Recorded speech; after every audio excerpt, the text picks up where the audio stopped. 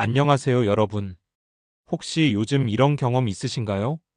예전에는 아침에 눈만 뜨면 바로 일어났는데 요즘은 몸이 무겁고 한참을 누워 있어야 겨우 일어나진다든가 또는 몇 걸음만 걸어도 다리에 힘이 빠지고 금방 피곤해지는 경우요. 많은 분들이 나이 들어서 그렇지 뭐하고 넘기시는데요. 사실 이 현상에는 공통된 원인이 숨어 있습니다. 바로 근육 감소, 그리고 그 근육을 지켜주는 단백질 부족입니다. 1.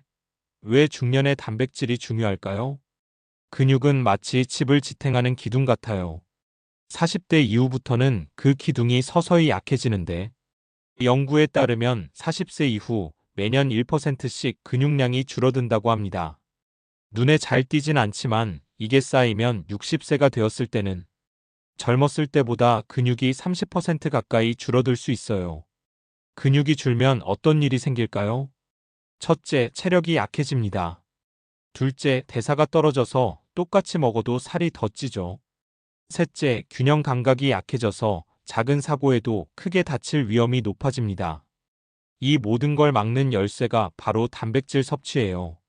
2. 단백질은 단순히 근육만 지켜줄까? 단백질은 몸 전체를 구성하는 벽돌 같은 존재예요.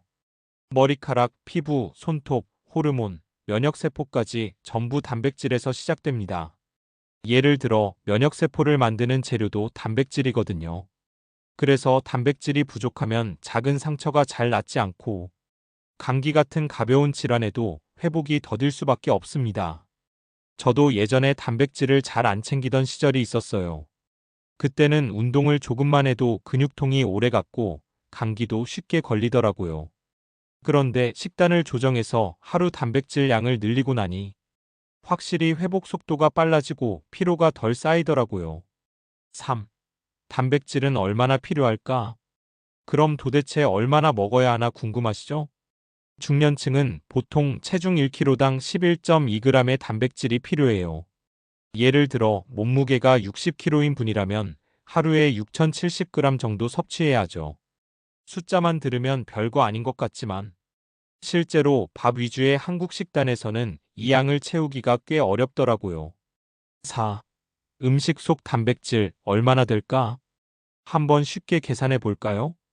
계란 1개 약 6g, 두부 반모 약 10g, 닭가슴살 100g 약 23g, 고등어 한 토막 약 20g. 즉 하루 단백질 권장량을 채우려면 이런 음식들을 3끼에 걸쳐 나눠 먹는 습관이 필요합니다. 5. 한 번에 몰아서? 아니면 나눠서? 많은 분들이 점심이나 저녁에만 고기를 몰아서 드시는데요. 사실 단백질은 3끼로 나누어 먹는 게 훨씬 효과적입니다. 왜냐하면 근육 합성을 도와주는 아미노산이 일정 시간마다 공급되어야 근육이 계속 유지되기 때문이죠. 예를 들어 아침은 삶은 달걀과 두유, 점심은 생선구이와 밥과 나물, 저녁은 두부조림과 닭가슴살 샐러드. 이런 식으로 분산해서 먹는 게 가장 좋습니다. 6. 단백질 부족 실제 사례. 실제로 제가 아는 50대 지인 한 분은 늘 피곤하고 계단 오르는 게 힘들다고 하셨어요. 운동을 시작했지만 근육통이 너무 심해 오래 못하셨죠. 그런데 영양 상담을 받아보니 하루 단백질 섭취량이 권장량의 절반도 안 되더라고요. 이후 두유, 그릭 요거트, 계란, 닭가슴살 같은 걸 조금씩 매 끼니에 추가했더니 한 달 만에 체력이 눈에 띄게 좋아졌습니다. 운동도 버틸 수 있게 되고 무엇보다 피곤함이 줄었다고 하시더라고요. 7. 어떤 음식을 선택해야 할까? 중년층이라면 특히 소화 부담이 적은 단백질을 고르는 게 중요합니다. 살코기 닭가슴살, 소고기 안심, 돼지 안심, 생선 고등어, 연어, 참치 단백질 오메가3, 콩류 두부, 두유 콩밥, 계란 삶아서 간단히 섭취 가능, 유제품 저지방 우유, 그릭 요거트.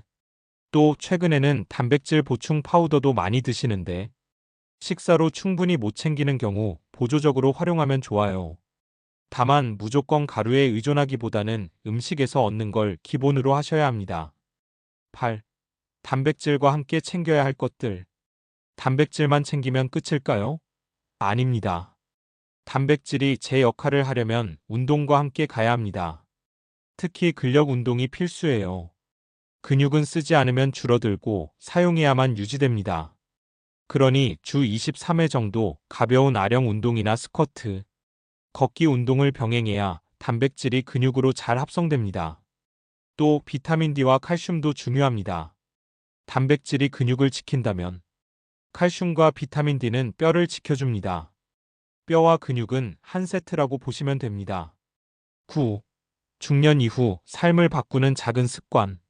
여러분, 단백질을 챙긴다는 건 단순히 근육을 만드는 것이 아닙니다.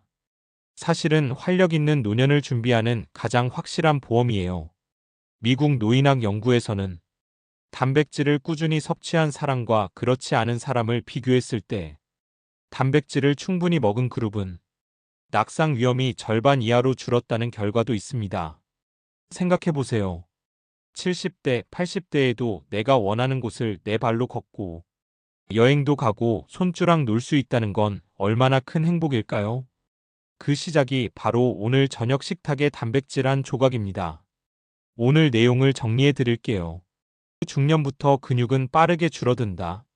단백질 부족은 체력 저하, 비만, 면역 약화로 이어진다. 하루 권장량은 체중 1kg당 11.2g, 3끼로 나누어 섭취한다. 단백질과 함께 근력 운동, 비타민 D, 칼슘도 챙겨야 한다. 여러분, 건강은 하루아침에 만들어지지 않습니다. 하지만 오늘의 작은 선택이 내일의 활력을 지켜줍니다. 오늘 저녁 식탁 단백질 꼭 챙겨보세요. 오늘도 시청해주셔서 감사합니다. 구독, 좋아요 부탁드려요.